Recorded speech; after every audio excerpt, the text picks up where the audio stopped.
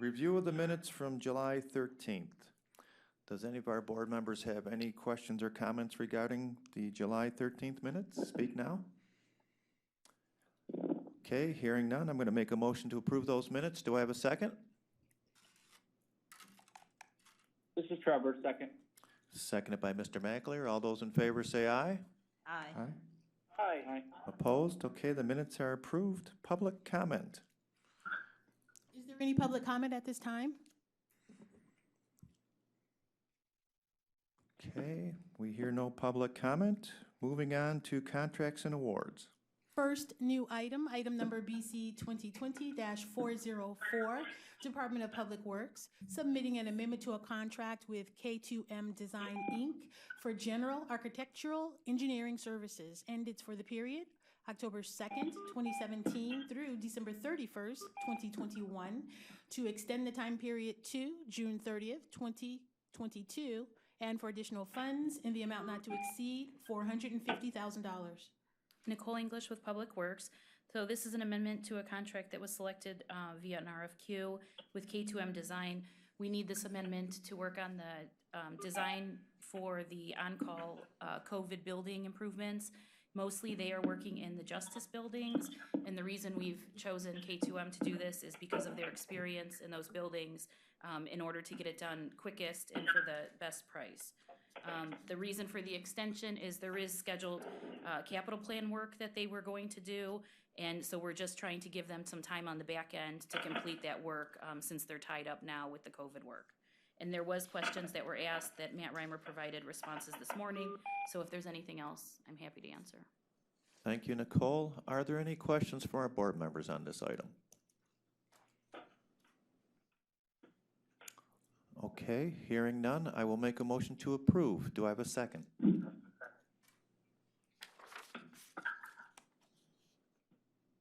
This is Trevor, second. Seconded by Mr. McAleer. All those in favor say aye. Aye. Aye. Aye. Opposed? Item approved. Next item. Item number BC 2020-405, Department of Public Works, recommending an award on a purchase order and to enter into a contract with the Osborne Engineering Company in the amount not to exceed $400,000 for general, mechanical, electrical, plumbing, architectural, engineering services. And it's for the period June 17th, 2020 through June 16th, 2023. Nicole English again with Public Works. So this was put out as an RFQ and closed in late February of this year. 4 people submitted. They are scored. The highest ranking firm was Osborne, and so they were selected. They are meeting the diversity goals that were set by OPD, and this is for general mechanical, electrical, plumbing services, so similar to the architect design work, but these are specific to mechanical, electrical, plumbing, so HVAC improvements, if there's some bathroom and drainage improvements, that kind of work would be given to this firm. And we do hire these on a semi-annual basis. It's normally about every 18 months or so that we'll put this out. So this is for the next 3 years, $400,000. Okay, thank you, Nicole. Are there any questions from the board members?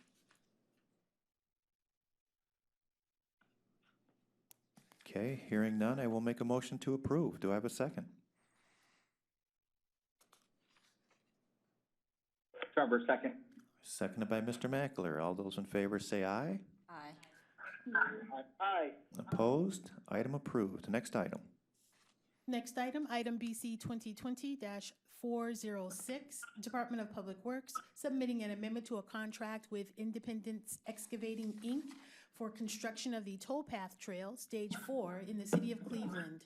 And it's for additional funds in the amount not to exceed $63,251.17 for the following road projects. From West 13th Street to Literary Avenue, and B, from Merwin Avenue to Scranton Road. Nicole English again from Public Works, and this is an amendment for a construction contract of the towpath trail Stage 4. The main reasons for this were unforeseen utility conditions. So there's some storm that they ran into, a water lateral, some drains located by Sokolowski's that they didn't find until they were out there. and some other sanitary repairs. That list is included in the item as it was submitted into the system. The good news is this is covered 80% by federal CMAQ funds and 20% by Cleveland. Okay, thank you, Nicole. Any questions from the board on this item?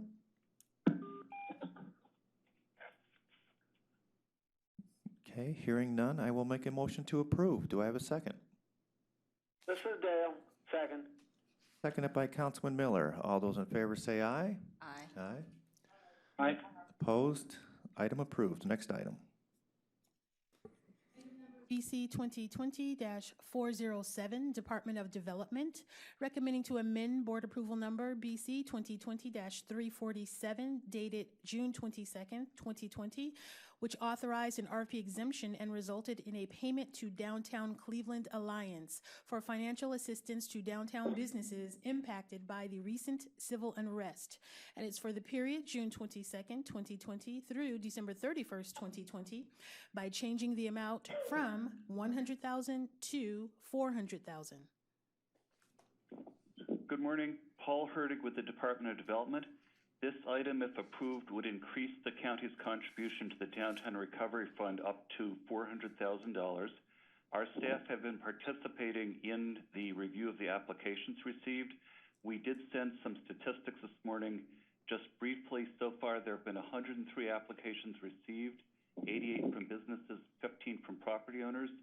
The total that's being recommended for funding, subject to approval of the full county amount, is $1.439 million. No more than $50,000 is going to any one business or property owner, and each funding source is capped at $25,000 per case. The top three kinds of businesses applying were restaurants, retailers, and fitness installations, and all the county funds that would be provided would be for physical damage not covered by insurance. The amount of the awards would leave about a $600,000 gap, and this is mainly due to 15 applications either for larger amounts or not being top priority because priority was given to the businesses rather than the property owners. We were also asked about insurance. We've checked with the Downtown Cleveland Alliance. Joe Marinucci is on the line. Perhaps will speak additionally. But the basic answer we've received is that every business is working through the insurance process. It takes a while, but there are no reports yet of insurers just flatly denying coverage that a business is expected to have. It's simply a long and tedious process to work through insurance claims. I'm going to pause here for any further questions. Thank you, Paul. Are there any questions from the board? Yes, this is Dale. I have a question, and my question is whether it's our policy that we're not going to make any payout on a particular claim until we find out what they hear from insurance. So the answer is yes. As the committee works through each award, it's a lengthy process involving going back and forth with the business owner as they go through the insurance process. But that is part of the process to make sure there's definitive information what insurance is going to pay. And just a comment that I see this as being part of our COVID-19 process because the combination of the general economic hardship caused by COVID-19 plus this additional damage could knock people out of business, and we don't want that to happen. So I appreciate your efforts. Okay, thank you. Are there further questions on this item? Just one more question. Is any of this CARES eligible? Councilman Miller, at this point, it does not appear to be sufficiently related to COVID. We will continue to review that, and if there's any possibility it can be charged, that will certainly be done so. Okay, that's kind of what I expected, but I appreciate that you have it on your radar screen. Okay, Councilwoman Baker? Thank you. I guess I'm going back to the original request when we were asked for 400,000 and we, allowed for 100,000. Is that correct, first of all? Yes, the board originally voted for $100,000. This would be asking for an additional 300,000? Yes, that's correct. Okay. At that time, I believe, and I'm going by memory, there were 75 businesses, and it was, I believe, the range from 1.5 to 3.5 million in damage in property, equipment, and materials. How has that changed from 75 to 103?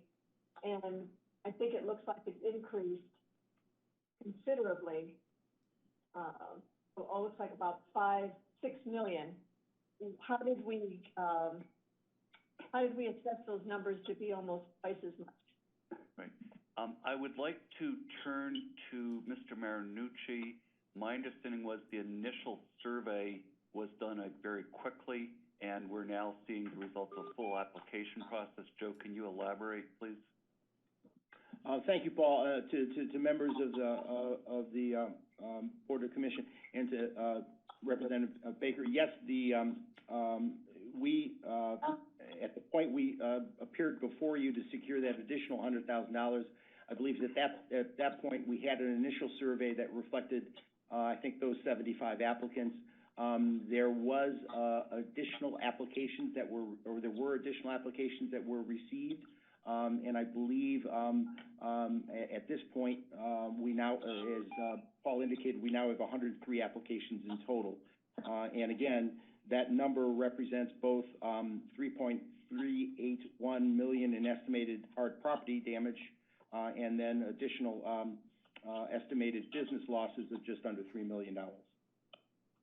Okay, and did I hear you say earlier, or what was said earlier, that we would wait to see what the insurance coverage was before any funds are dispersed? That is correct.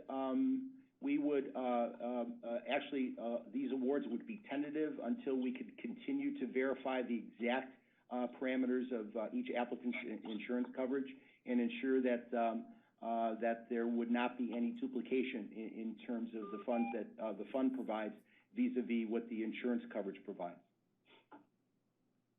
So I guess I hate to assume, but maybe realize that this could be considerably less because insurances will probably kick in, and we would be just filling the gap between what the insurance or deductible didn't cover. That is correct. Okay. So looking at so why, I guess, are you asking for 400,000 today if we don't know and will not be dispersing any funds until we know what the insurance coverage is? Well, again, we have received, based upon the preliminary application that we received and some initial conversations that we've had with the applicants, that this is the range of what we think we will need. And each applicant, again, what we're going to go through is a process so that we're verifying. For example, we will, in some instances, insurance, as Paul indicated a few moments ago, that dialogue is still continuing. It may be that, for example, a particular business is waiting for a final estimate from a contractor or a vendor that then would be provided to the insurance company, so the insurance company then could finalize the award. But again, we think it's important that we obviously go through that verification process. But this is, again, reflective of the conversations and the application process in terms of the number of applicants that you have before us, and our recommendations in terms of the funding that we believe is appropriate given what we've reviewed within those applications. So just to make sure I understand, is the 6.3 million total that's being asked, not from us, we're 400,000, but the total of 6.3 million, is that what we think will be needed after the insurance coverages are settled and the out-of-pocket dollars are realized? is that 6.3 million what we project will be needed beyond insurance coverage? No, I think those are what we saw in the application documents, what they were documenting in total, not beyond insurance coverage. I think what they were documenting in terms of both the physical damage as well as lost business income. Okay, so again, the 6.3 million total, and even our 400,000 that, not to exceed, I believe, may not be needed to its full extent if we find that the insurances are going to be picking up 80% or more of the loss. Well, again, we will work with the county staff to ensure that again, per the county's parameters, we are providing funding appropriately. But again, this is our judgment in terms, based upon the application and our discussions with the companies, of where we think we need to be in terms of requesting additional dollars. I would just add, this is Paul, to the councilman, as Mr. Marinucci said, in working with the committee, our staff has taken into account what they expect the insurance payments to be.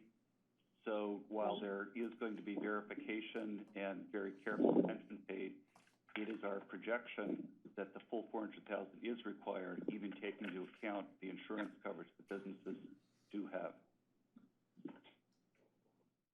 Okay. I guess then the question is, the 6.3 million total loss, is that being covered by other entities? Do you have funding equal to 6.3 million promised for this property damage that had taken place? At this point, we have, again, identified $1,450,000. And based upon that, we are recommending that we move forward with providing support to these applicants. Oh. All right, that's all. Thank you for your work on this. I appreciate it. Thank you. Mr. Mackler, did you have a comment? Yeah, just a couple questions, just to follow up from what Councilwoman Baker was asking. Paul, I think to clarify, right, we've received, when I say we, Downtown Cleveland Alliance has received up 2.07 million in requests so far, right? We know the total damage or losses, but out of all the applications, received a little north of $2 million of requests. Correct. And this is Paul, correct, yes. If this funding gets approved, then we'll have a total of a little less than 1.5 million to fund the $2 million worth of requests. That's correct. Okay, and for the insurance ones, I know not with county dollars, but with the fund, we're going to cover potentially some of the deductible, correct? It's somewhat technical, but deductibles, and then possibly, you know, insurance may be written in such a way it doesn't cover the full replacement cost to do all the repairs. Okay. And last question, Mr. Chairman, Paul or Joe, I don't know who would answer this, but is DCA or an entity or planning on doing an announcement of what businesses receive the funding, or is there going to be a rollout just to kind of answer maybe some questions out there? Who's getting this money? This is Joe. Yes, we would do an announcement with all the fund participants providing that information. Do we know when that's going to happen? Pending the Border Control considerations this morning, we hope to do it a little later today or at worst first thing in the morning. Okay. I'd like to get a list of all the council members, please, if, when you're ready to do that. Be happy to. Thank you. I have one question to wrap up. Sure. There were arrests made during this act of this riot. have, any of those, is there any possibility that there may be some, restitution made by those that caused this, damage? Do you know of that being, suggested? Joe? I'm not aware of any discussion along those lines at this point.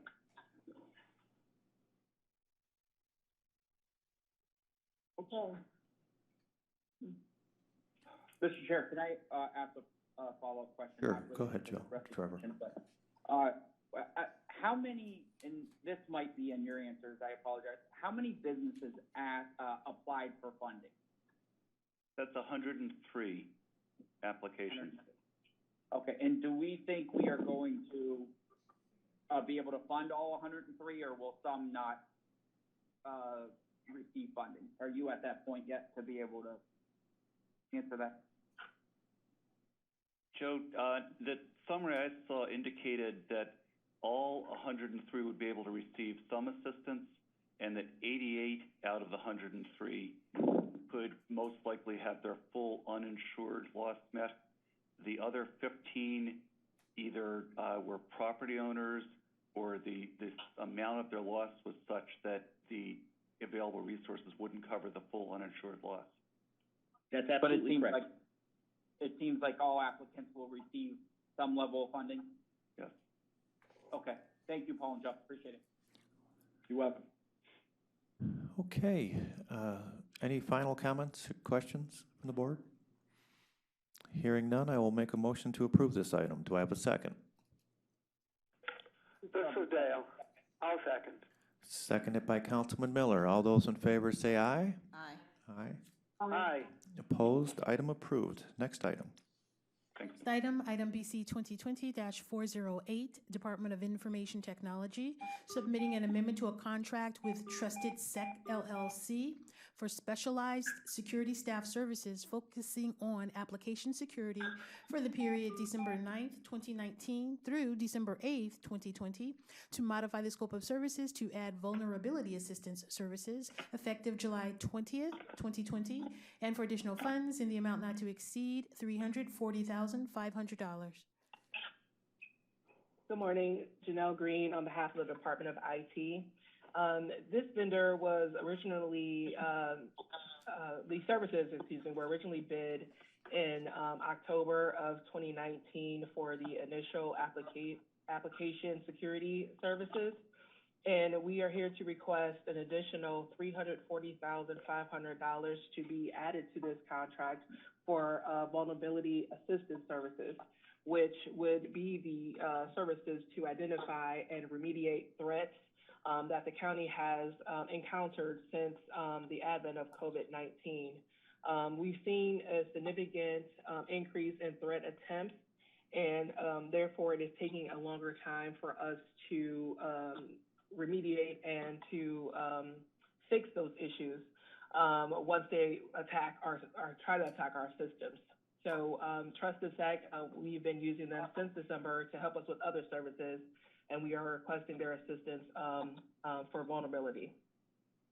We did supply answers to the advanced questions, and I'm here, and also Jeremy Neal, the Chief Information Security Officer, is on the line to answer any questions regarding this vendor. Okay, thank And you, this Jim. is Jeremy. Can everybody hear me? Here? Yes? Yep. So just to kind of go into a little more detailed from what Janelle spoke on, is that due to COVID-19, we have, additional vulnerabilities and gaps in our systems due to work from home requirements. We've also increase of COVID-19 scams and threats out there. We are breaking this, we're getting $340,500, which will be split into different aspects of scope of work. That scope of work will involve work from home, cybersecurity review and resiliency, governance assistance from additional processes and procedures due to work from home and COVID-19 threats, additional awareness and education that we'll be working on to fix some of the vulnerabilities and gaps from work from home processes, as well as COVID-19 application assessments for online services and testing due to COVID-19 application is how that's getting split up. And I have specific details on that if needed and here for questions. Are there any questions from the board on this item? I have one question, Jason. Sure. So I certainly understand the vulnerability of the services, given people are working from home, and it would just be, I would think naturally we would be vulnerable because of the list of what you gave us. My question is the ending of funds, $340,000, which will be ending at the end of this year. Will there be dollars that will carry over to 2021 if we continue to be remote, or will you be asking for more dollars going into 2021 if we find that we're continuing? How will this be managed? This is Jeremy. Right now, we have a specific statement of work to be done before the first week of December when this contract ends. Some of that will be building out the processes and procedures where we can in-house work more efficient and be able to take on a lot of it in-house and also reconfigure potentially our environment to be able to be more sustainable for work from home. Will there be additional need after for 2021? Potentially. I do have multiple budget items throughout my current budget, separate of COVID-19, that we're reviewing for 2021 as we are understanding how we will be functioning potentially for the months to come. So we have that under review. There are other items separate of this that I do have for COVID-19, more on the technology side, to be able to provide us that ongoing additional capabilities that we can do in-house, which some of this consulting will help for. So you will see additional smaller technology items that will come through that are going to be COVID-19 funded, and we're looking that inside the current 2021 budget to see which ones are sustainable that we could absorb and potentially save money on the long run in our 2021 budget. Good. That's good to know. Thanks for the answer. Yep. Further questions from the board? Mr. Chairman, Yeah, go ahead. Trevor, just a question for Jeremy. Jeremy, thanks for the written responses, you and Janelle. I just have a question on specifically saying that the increase in threats is related to COVID. Is that just a trend that everybody is seeing across the country? Like, how is it because we have so many people working from home? How can we specifically connect the volume of increase to COVID-19? So that's a great question. There is a gray area there. I can't, argue that. Specifically, what we're looking for in this contract is for the work from home analysis and threats and gaps for that, and then specifically COVID-19 threats. We do have analysis on specific COVID-19 threats through the Department of Homeland Security and other federal agencies. There is also just a general uptick in general threats and activity that could it be COVID-19 related? It could be, it could not be. We are only going to be, using COVID-19 funded dollars for stuff that we specifically can tie to COVID-19, and then just absorbing the rest of that within house resources. So there are specific guidelines and items that are COVID-19 threats. An example would be our PPE scams. The county is obviously in an emergency request constantly for more PPE and additional things. There are a lot of threats and scams related to that. That would be something specific covered under the COVID-19. And there is also a slew of other increases that, we're essentially going to use consulting services to use for that free up in-house resources for all the other uptick of the other threats and vulnerabilities. Okay. Yeah, I mean, I get, with the volume of people working from home, and I was going to ask for an example, but I appreciate the PP example because, I'm sure a lot of county employees get those come through and say, click here in order. I would just appreciate the example because I was trying to put in the, an analysis of just how we can relate it to COVID-19, but I get that. Thank you. Yep, and just to add to that, there are other online services that we're putting up that this will get covered in, but everything that we have related to this will get very tracked very well. So we will be able to say that, this consultant spent, 4 hours on a specific, and we will have some general information as much as we can put there, and that's required for the Treasury Department as well. Jeremy, could you put a number on how many kind of threats like that we get on a daily basis specific to COVID? Just a number. We get, I don't have any, I would say today, numbers, but I know that I was tracking with my team very, very closely. They still have that track today. I don't have it up in front of me right now, but we were getting hundreds per day, specific COVID-19, but that were actual tied to potentially thousands of, so each, say one specific scam or vulnerability could have been tied to hundreds or thousands of instances. So we were getting, hundreds of those unique instances that went to thousands, tens of thousands. We're tracking our overall threats and remediations from, used to be in tens of thousands to now millions. And this is a lot. We obviously have technology that helps us proactively skim through and track and analyze these, but it only goes so far. And we're looking to even refine those processes more with this. Thanks, Jeremy. Okay, any final questions on this item? Okay, hearing none, I'll make a motion to approve. Do I have a second? This is Charver, second. Seconded by Mr. Mackler. All those in favor say aye. Aye. Aye. Opposed? Item approved. Next item. Item number BC 2020-409, Department of Information Technology, submitting an amendment to a contract with Vestige LTD, doing business as Vestige Digital Investigations for augmented security operations staffing services, and it's for various duties for the period January 6th, 2020 through January 5th, 2021, for additional funds in the amount not to exceed $50,000.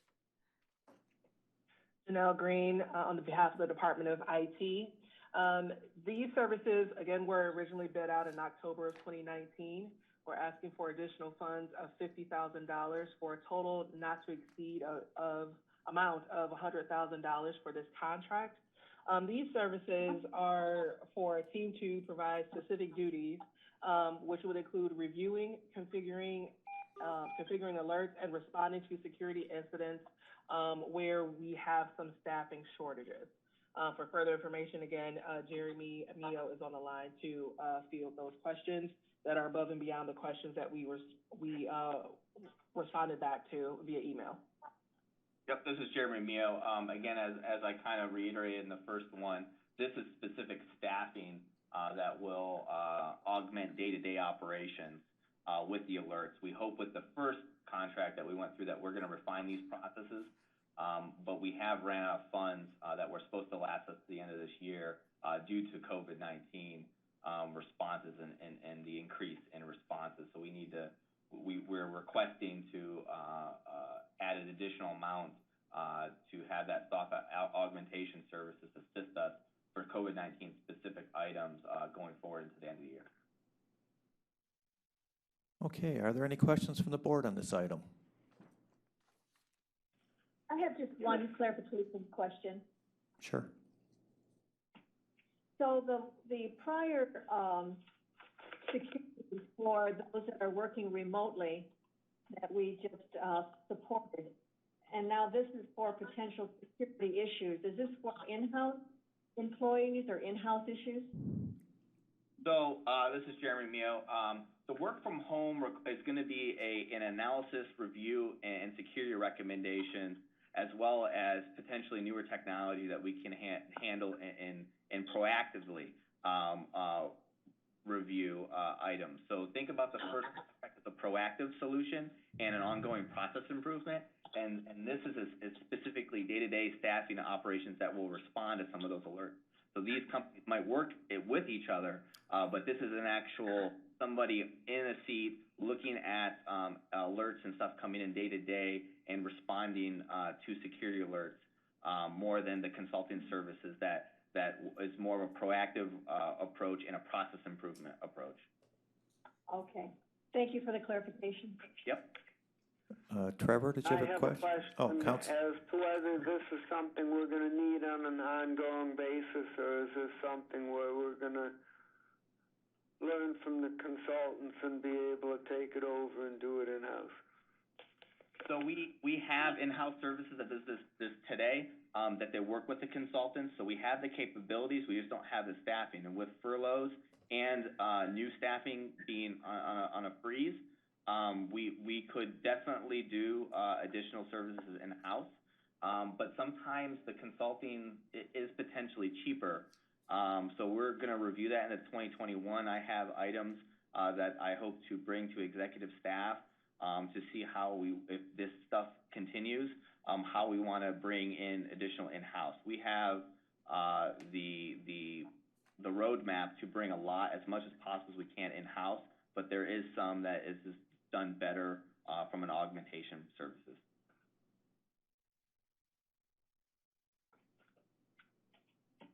Okay, any final questions on this item? Yeah, Mr. Chair, I have one. Sure. Jeremy, is this, when we say staffing, is this a person that we get a couple hours a day? Is this a 24-hour service that we have, that there are people monitoring? When we say staffing, what kind of staffing do we get with this contract? This specific staffing, I have set for Tuesday through Thursday, about 5 hours a day to cover the largest amount of intake that we have to offload on my staff. We do operate 24/7. So we have 24/7. Off hours is handled by a separate contract that has always been budgeted for. But the off hour support only records and will call somebody during it. We have to then respond in-house. If there is an alert, which happens, could happen on a holiday, it happens at 2 a.m. My team is regularly responding to incidences at all hours of the night, and we have an on-call process for that. So we do have 24/7. This specific contract will cover high peak hours during the day, Tuesday through Thursday. But that can change. Sometimes I'll have them come in on a Monday, and we track to make sure that we're properly utilizing that in the best possible way, so we use when we need them. So sometimes it changes depending on if staffers out or in. If I get somebody out sick, I might have to call the staff in to cover a Monday or cover a Friday. So we get on average about 15 hours a week with this. Is that right? Like 3 days a week, 5 hours a day? I would say, yeah, 15 to 20. I leave a small portion to kind of buffer in case of emergency, and then we start to add hours and add days as we get where we don't at the end of the contract. For instance, we ran out for pretty quickly here due to the COVID-19 response. And do they do this off-site, or do they actually come into? Well, pre COVID-19, they did come on site, but we have remote capabilities. And is it typically the same person from Vestige, or is it a rotating? It's a dedicated personnel we have.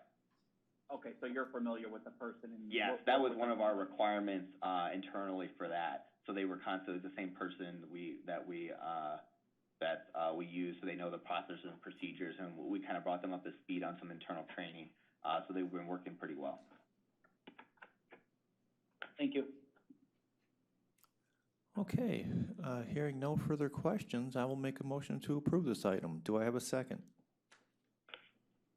This is Dale, I'll second. Seconded by Councilman Miller. All those in favor say aye. Aye. Aye. Opposed? Item approved. Next item. Next item, item BC 2020-410, Fiscal Office, submitting an amendment to a contract with N4 US, Inc. for software support and maintenance on the IBM MVS MSA E-Series payroll processing system. It's for the period July 2nd, 2015 through July 1st, 2020, to extend the time period to July 1st, 2021, and for additional funds in the amount not to exceed $69,642. Good morning. This is Michael Sapola from the Fiscal office.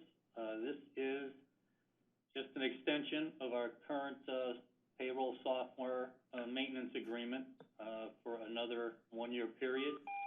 The $69,000 is the same amount we were charged last year, no increase, and we do have a 30-day out clause built into this contract. Okay, thank you, Michael. Are there any questions from the board on this item? I have one question. Sure. This is to be extended to July 1st, 2021. And I believe that we are all in February of 2021. So will this $69,642 be considerably diminished because of that? Yes, we have a 30-day written notification out clause, so it would be prorated. The 69 is billed to us for 12 monthly billings. It's not paid up front, so we can definitely recover if we're live and stable before the end of June. All right, thank you. Okay, hearing no further questions on this item, I will make a motion to approve. Do I have a second? Second. Seconded by Councilman Miller. All those in favor say aye. Aye. Aye. Aye. Opposed? Item approved. Thank you. Next item, item BC 2020-411, Department of Health and Human Services, Community Initiatives Division, Office of Homeless Services, submitting an amendment to a contract with Salvation Army for emergency shelter and rapid rehousing services in connection with the fiscal year 2017 Continuum of Care Homeless Assistance Grant Program. It's for the period June 1st, 2018 through May 31st, 2020. To extend the time period to May 31st, 2021, to modify the terms in Article 11 to address force majeure events effective June 1st, 2020, and for additional funds in the amount not to exceed $374,731. Good morning. This is Ruth Gillette with the Office of Homeless Services. This contract and number 412 are both funded through a renewal federal grant from the Department of Housing and Urban Development to support family shelter activities that help families exit homelessness quickly through rapid rehousing. The total federal award which was made in 2019 is in the amount of $491,352, and these are 2 of 4 contracts that are funded from that award. This award is then leveraged with levy dollars as of about 3 years ago, in recognition that since this award was first made to the county was in 1998, and since that time, the Department of Housing and Urban Development has not increased their award, while, as we know, the actual operating costs for everything have increased. So several years ago, I spoke with both the administration and council to see if levy dollars could be added to these contracts to leverage their the federal funds.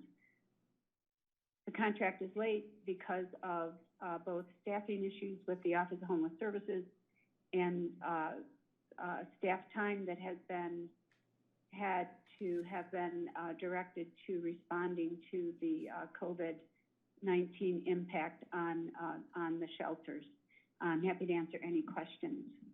Okay, thank you, Ruth. Are there any questions on this item?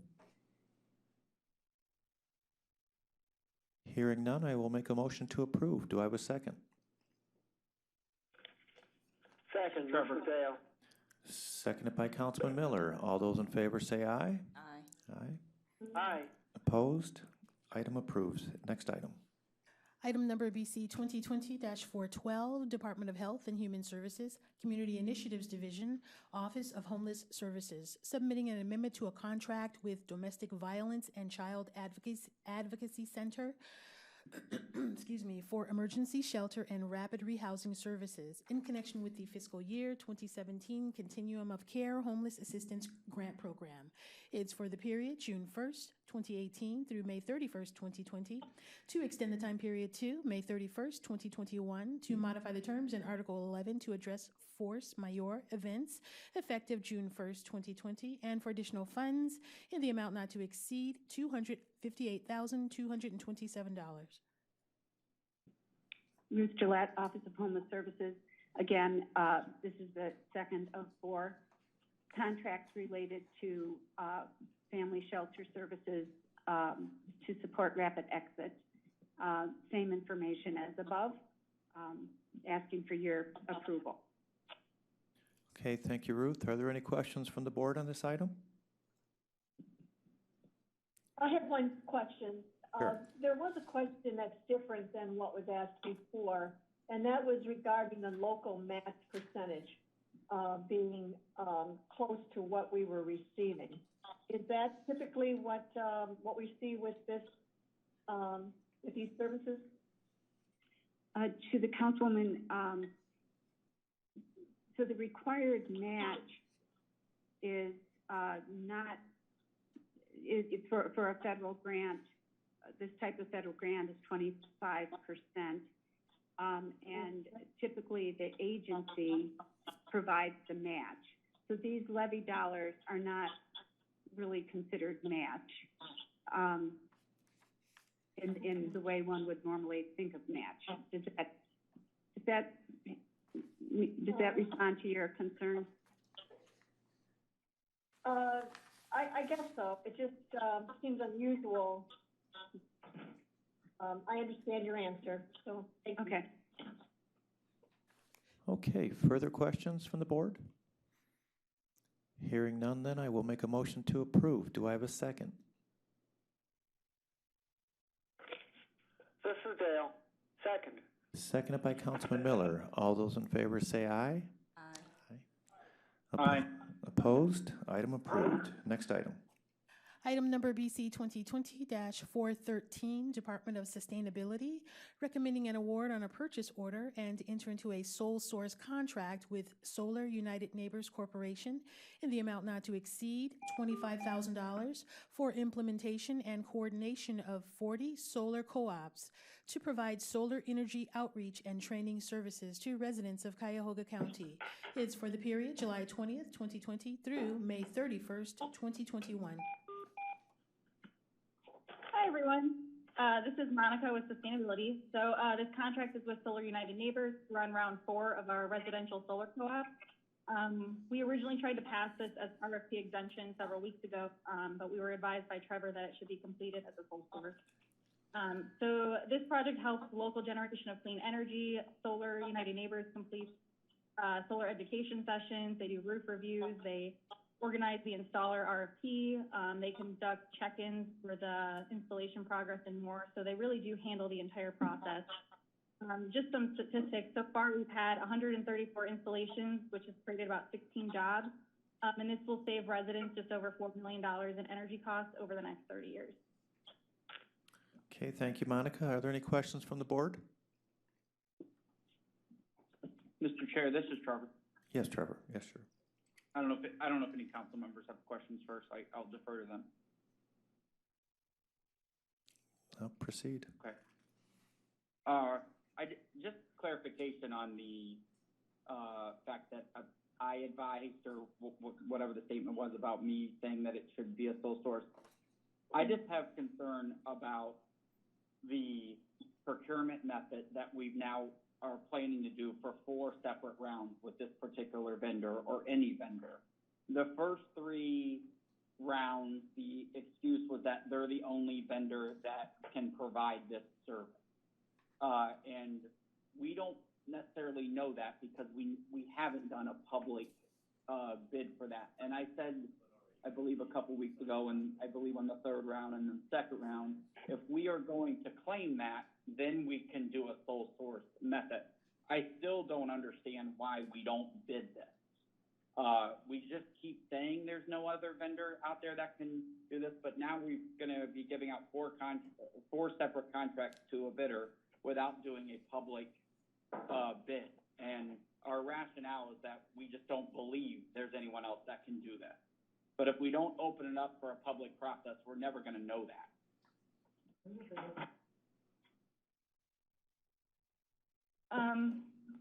Okay, I think procurement did a posting for the sole source, and I don't think there were any responses, so I know that's different from a public bid, but there were no responses from that end.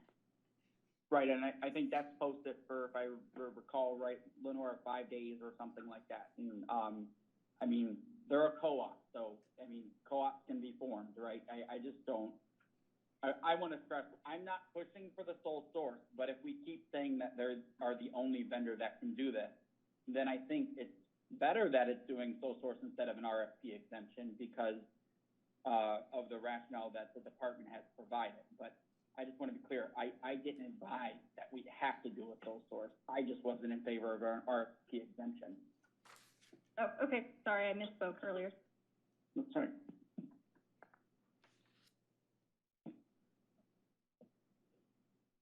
This is Nan Baker, if I can just ask a question. Yeah, please. So the solar shingles that were asked about, and I know the answer came back that they're not tested or proven, but it does seem you hear more and more about it. Is there any concern that these solar panels could be something that is antiquated and maybe more expensive to maintain because efficiencies and better technology exceeds it? What are your thoughts on that? So I have Tristan Rader, who's the rep for Solar United Neighbors on here. He'd probably be better able to answer that. Yeah, I can take that if you'd like, Councilwoman. Please. Can you all hear me okay? Yeah. Sure, yes. Excellent. Well, thank you. Thank you for having us and entertaining this. Solar shingles, I think, are a really unique and interesting technology. I think they are up and coming in the next 5 to 10 years. It should be here and in full force. They actually do take advantage of the same base technologies of silicon photovoltaic cells, which are, in fact, solar panels, just in a slightly different form. In fact, once they become viable, once they become something the industry accepts more broadly and would actually be available in Ohio, our co-op process will certainly entertain bids from companies that embrace that technology. In fact, I'm sure we'll be one of the first organizations to really embrace that once it becomes viable. But right now, it's simply for economic reasons and technological, proving that technology in the mainstream, it's just not viable. Are you concerned at all that it surpass in time in the next 5 years, the solar panels, and that they become something that is antiquated and no one wants, and those that made the investment, would rather go with the shingles? Sure, that's a good question. So I should mention the core technology, the silicon cell technology, is around 15 to 20% efficient. It's the same efficiency as the actual solar shingles, so there's no real efficiency difference right now. And they're all sort of increasing at the same amount, about 3 or 4% efficiency gains moving forward every year on top of every year. So solar panels today will be upset in 20 or 30 years when the expected life of those panels, and they might think about replacing those panels with something like solar shingles. I don't think anyone will be at that point they'll have realized lots of things, like they'll have more than paid for the system level. All right, well, thank you for.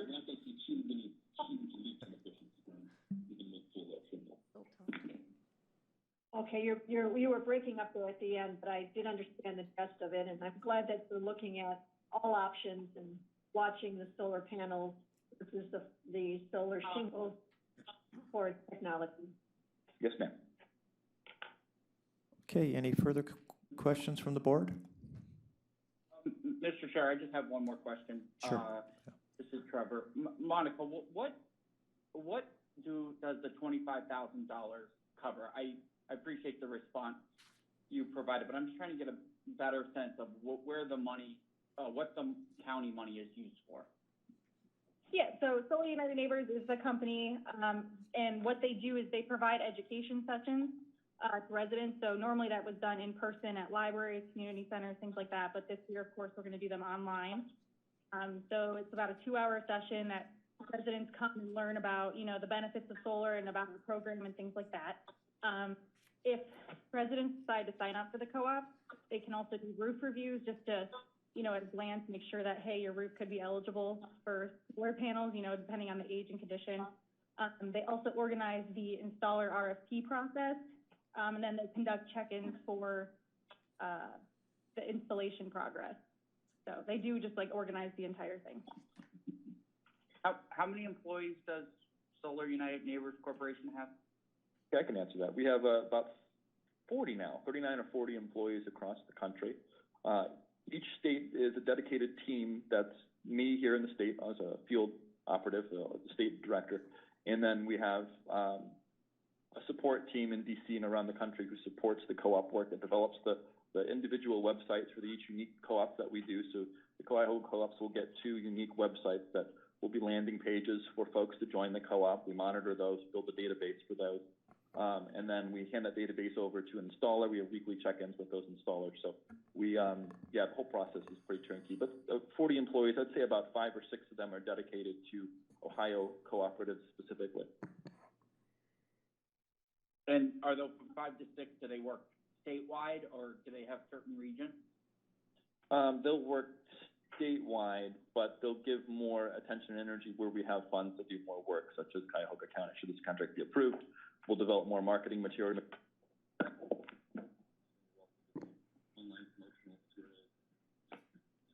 Councilman, you broke up there. It was hard to hear you. Information sessions, things like that. So they'll be dedicated here to sorts of other co-ops. I missed the last part there. It might have just been me, but it was really hard to hear you. I'm sorry.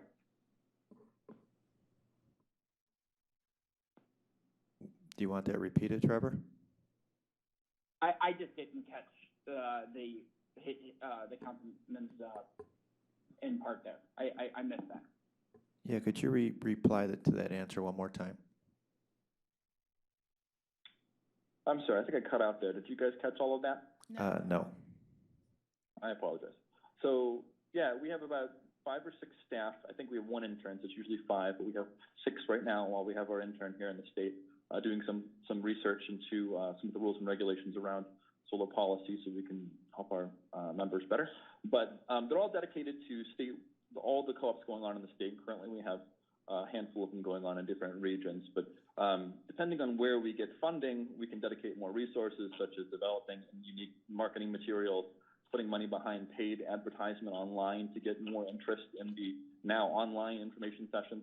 And then we can also double up on information sessions and have more staff there available to do information sessions. So right now, it's just me doing these information sessions. But if we had, once we have some funding behind this project here, again, we'll be able to spread that out and actually increase those numbers of information sessions we do online, which is going to be important too with COVID. Since we can't be in person, we want to do more online info sessions to kind of make up for that.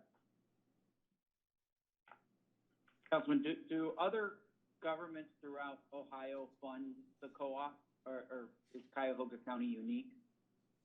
Currently, Cuyahoga is the only one. We've gotten funding from other places like Columbus in the past, and we're in talks with Cincinnati. They should come on this year to fund a new co-op down there. And other programs in other states have municipal funders. But right now, currently, Cuyahoga is the only municipal contract for co-op work, if I'm not mistaken.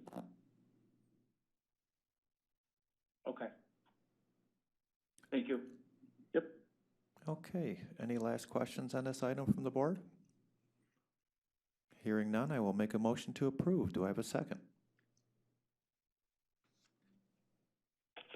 Second, this is Dale. Seconded by Councilman Miller. All those in favor say aye. Aye. Aye. Opposed? Aye. Item approved. Next item. Item For BC 2020-414, Court of Common Pleas, Juvenile Court Division, submitting an amendment to a contract with Kronos Incorporated for maintenance and software support services on the Comprehensive Human Resources Management System. It's for the period April 1st, 2017 through March 31st, 2021, to modify the scope of services to add 25 Workforce Manager V8 licenses and support services, effective July 20th, 2020, and for additional funds in the amount not to exceed $6,030.95. Good morning, this is Sarah Baker from Juvenile Court. This is just an amendment to our Kronos contract, which handles the maintenance and software support for our HR time management system. And what we're doing here is adding in some additional licenses that will allow additional managers to be able to go into the system and approve time cards and make changes to time cards. This could definitely impact our HR department because right now they're the ones that are inputting a lot of data, and this will now give the managers the ability to do so. Okay, thank you, Sarah. Are there any questions from the board on this item? Okay, hearing none, I'll make a motion to approve. Do I have a second? This is Trevor, second. Seconded by Mr. Mackler. All those in favor say aye. Aye. Opposed? Item approved. Next item. Thank you. Moving on. Moving on to exemptions. Item BC 2020-415, Department of Health and Human Services, Community Initiatives Division, Family and Children First Council, recommending an alternative procurement process which will result in award recommendations to various providers in the total amount not to exceed $495,000 for the implementation of the Multi-System Youth Program. It's for the period August 1st, 2019 through June 30th, 2021 for the following providers: Cuyahoga County Board of Developmental Disabilities, Cuyahoga County Court of Common Pleas, Juvenile Court Division, Cuyahoga County Department of Health and Human Services, Division of Children and Family Services, and Cuyahoga County Alcohol, Drug Addiction, and Mental Health Services Board. Good morning, Robin Martin, Family and Children First Council. This is funding that was identified in the last biennial budget to assist families who have historically relinquished custody of their children in order to get services from public agencies. These dollars will help support children who need to be placed in short-term residential treatment or who are stepping down back to their family home from residential treatment. It'll provide the supports for us to be able to do the reunification. This is a pass-through. So basically what will happen is the public systems that are listed here, if they are involved with the family, there is an application that is provided to us by the Multi-System Youth State Team. They complete the application and they ask for a specific dollar amount. They provide backup documentation to justify why the young person needs this financial support. The application must be submitted through the Local and Family and Children First Council office. We submit it to the state. The state does case reviews once a week. And if the application is approved, we receive notification of that approval. The state sends us the funding, and then we will then disperse the funding out to the agencies based on the request in the application. It does not require any funding from the local, any of the local agencies, well, the Local Family and Children First Council. Some of the agencies may pay for some of the services up front, and we would give them the money as a reimbursement. But some of them may wait and just pay for it outright once they receive the dollars. Okay, thank you, Robin. Are there any questions from the board on this item? This is Nan Baker. I have a question. Sure. Yeah. So this contract begins August 1st, 2019, is that correct? Yes. So this is almost going into August 2020. Is there a reason why we're already a year into this contract? It took us time to set up the agreements with the agencies.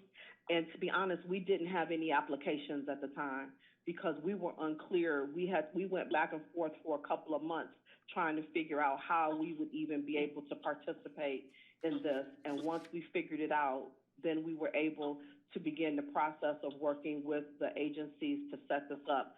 We have submitted applications. 2 of them have been approved. They were approved in May, and we have 1 that's under review as we speak. Have these services been taking place and they're just waiting for this to be approved to be reimbursed?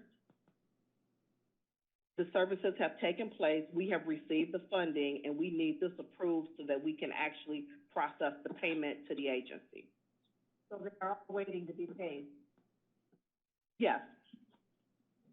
The Board of Developmental Disabilities, they submitted an application for 2 young people who were in a state development center, who transitioned to a board-supported home in the community. They requested $37,000 and a little over $37,000 to cover that transition. It was approved by the state. We have received the funding, and once this is approved, we can go ahead and process the invoice from the Board of Developmental Disabilities to pay them for the services that they have incurred so far, the costs that they've incurred so far. All right, and is this a new program that we needed so much time to develop before it was actually put in place? It's brand new? Yes. Okay, so when you come back to us next year, in hopefully early in March or April, this will be a continuation of the same program? Yes. Okay, and I can't guarantee that it'll be in March or April because I have to make sure that it's approved in the state budget before we come back. Okay, well, that's true, yes, June, but at least it won't be a year into the Correct. process.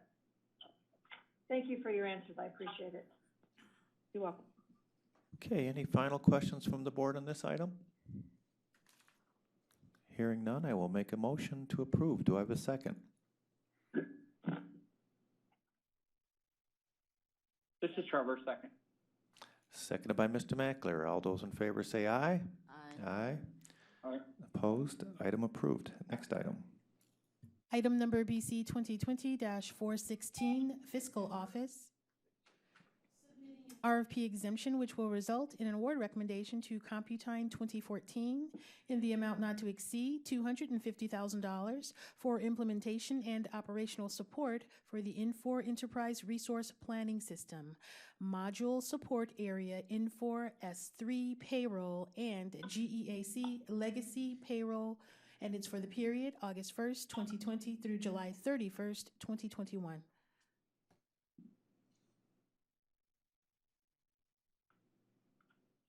This is Jack Ryan, supporting this item.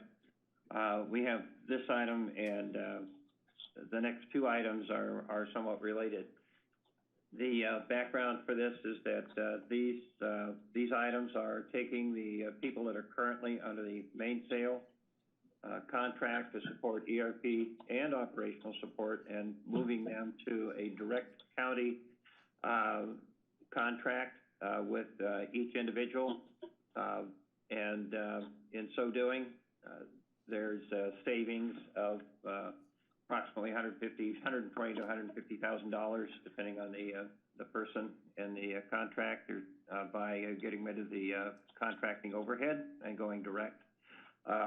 These individuals have all been with the ERP project for some time and have a vast amount of institutional knowledge about the implementations, and they are critical to both payroll and workforce management going forward. And in the case of one individual, they're critical to the support of the procurement and accounts payable process. The individuals involved are Joe Scatine for payroll, Chris Gregg for payroll, and Jeannie Telez for procurement. Case of Jeannie Telez, item 418, leaping ahead here a little bit. Jeannie is supporting 50% of the time for those items, which is what we require. Joe Scatine and Chris Gregg, first 2 items, 416 and 17 are both supporting 100% of the time for the payroll implementation and also payroll operations. Okay, thank you, Jack. Are there any questions in this item? Mr. Chair, I have a couple questions. Sure, go ahead. Jack, how many, and you might have said this at the end there, but for each item, each person, how many hours a week do we get them for? Well, we've accounted for a minimum of 40, but really in the costing of this, we've really accounted for some hours over 40. Let me explain the estimating algorithm that we used was 40 hours a week, plus based on our experience and my experience in ERP implementations, we've added an approximately 7% to that number. I would qualify this by saying that that we, in the case of the payroll implementation, and for that matter, just across the board in the way this is going to work, the goal here is that these folks would be mentoring others on the internal county staff to take over as quickly as possible.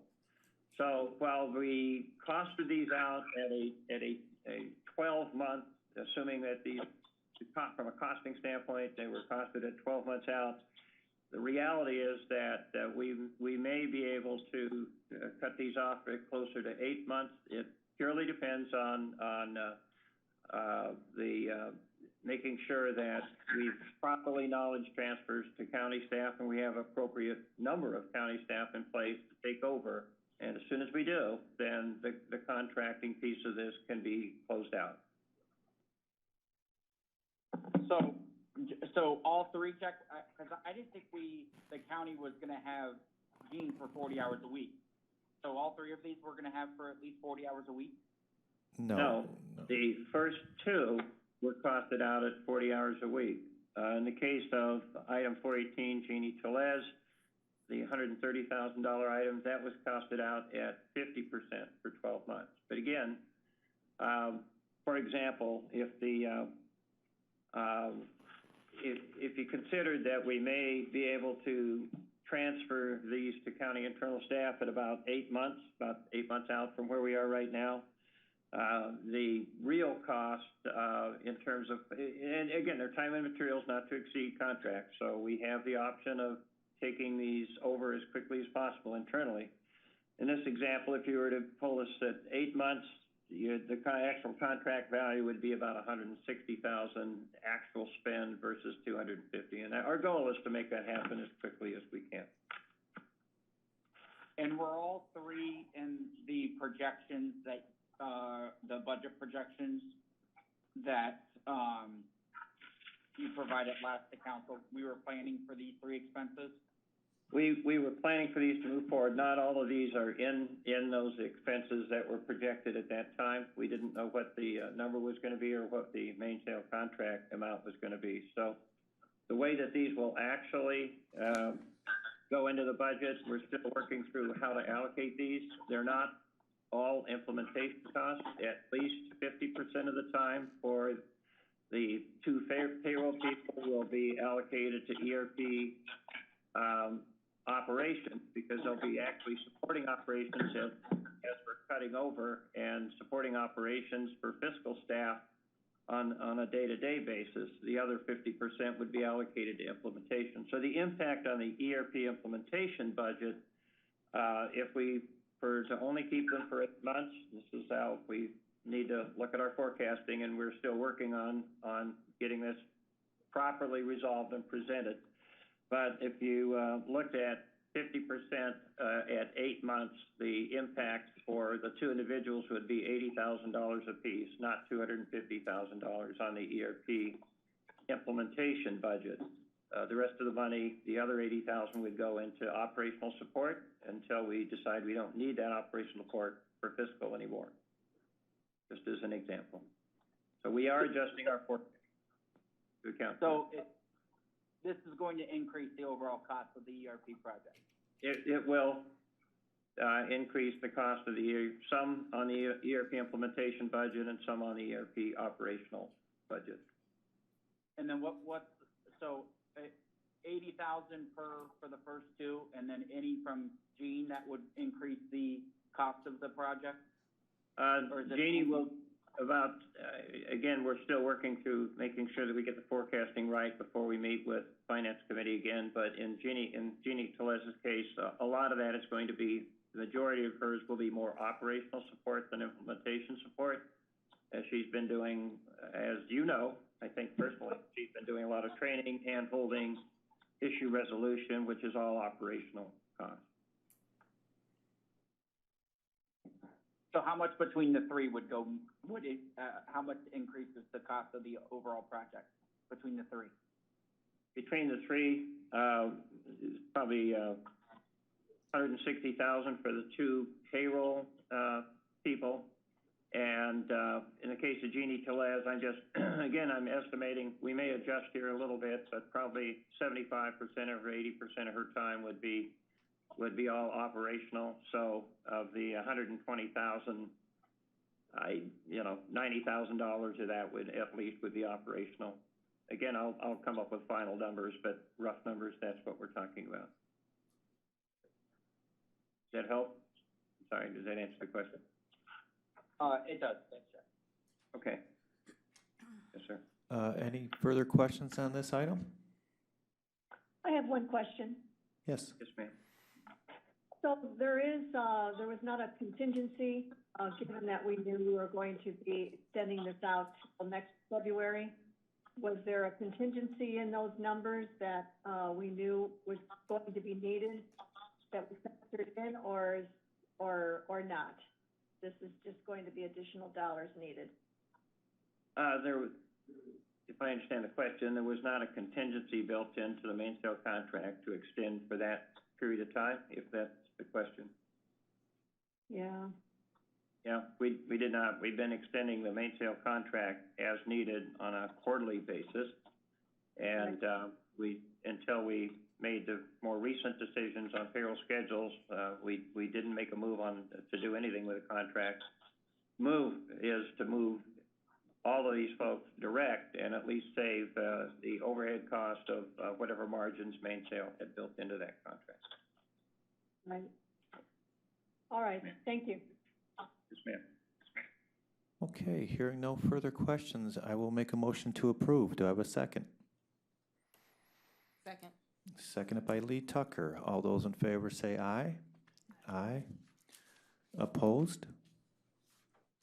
Item approved. Next item. Next item. Item BC 2020-417, Fiscal Office, submitting an RFP exemption which will result in an award recommendation to Third Stripe Consulting LLC in the amount not to exceed $250,000 for implementation and operational support for the Infor Enterprise Resource Planning System Module Support Area Infor S3 Payroll for the period August 1st, 2020 through July 31st, 2021.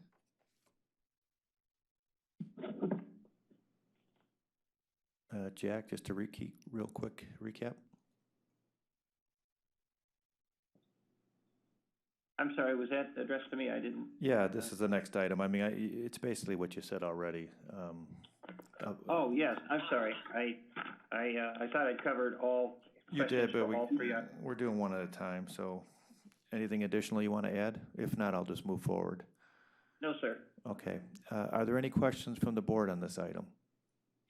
Mr. Chair, this is Trevor, just one. Yes. When do we expect the actual agreement to come forward for consideration? These are just the RFP exemptions, correct? That's correct. Next week, you should see the actual items coming before you. Okay. Thank you. Sure. Okay, hearing no further questions on this item, I'll make a motion to approve. Do I have a second? This is Dale. Second. Seconded by Councilman Miller. All those in favor say aye. Aye. Aye. Aye. Opposed? Item approved. Next item. Item number BC 2020-418, Fiscal Office, submitting an RFP exemption which will result in an award recommendation to K West Consult, Inc. in the amount not to exceed $130,000 for implementation and operational support for the Infor Enterprise Resource Planning System Module Support Area, Procurement, Contracting, and Accounts Payable for the period August 1st, 2020 through July 31st, 2021. Okay, we've already heard this before, so I will make a motion to, I'm sorry, are there any questions on this item from the board? Okay, hearing none, I'll make a motion to approve. Do I have a second? Second. This Second, is Dale. seconded by Councilman Miller. All those in favor say aye. Aye. Aye. Opposed? Item approved. Moving on. Moving on to the consent agenda, item number BC 2020-419. Take a moment to take a look through, and if any of the board members have a question on any of the items, feel free to speak out.